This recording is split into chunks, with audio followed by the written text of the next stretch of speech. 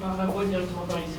Ok, qui passe à travers. Si pour la voie, il faut surtout se parler depuis ici, ça marche mieux. Exception pour les enfants mineurs. Mineurs peuvent passer Du détenu. On arrive à la prison de Vendin-le-Vieil où cet été a ouvert le premier quartier de lutte contre la criminalité organisée.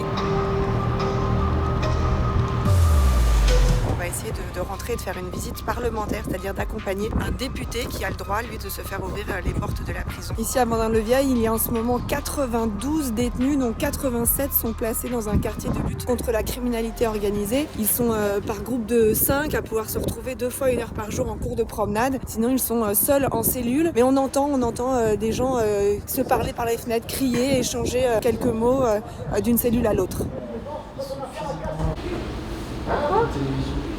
On vient de passer la première porte pour rentrer dans le centre pénitentiaire. Je pense que je vais devoir rentrer mon téléphone portable et je vais pas pouvoir m'en servir. Alors ce qui frappe bien sûr, c'est toute la sécurité pour rentrer. On a passé un portail à ondes millimétriques. Il a fallu que je passe 5 fois. La manche de mon pull donnait l'impression qu'il pouvait y avoir quelque chose dedans. Il a fallu que je l'enlève pour pouvoir passer. Ce qui empêche par exemple de faire entrer de la drogue ou alors des cartes SIM ou des tout petits téléphones portables en prison. On a aussi visité les cellules, des cellules donc individuelles qui font entre 9 et 11 mètres carrés. Il y a un lit, une douche, des toilettes.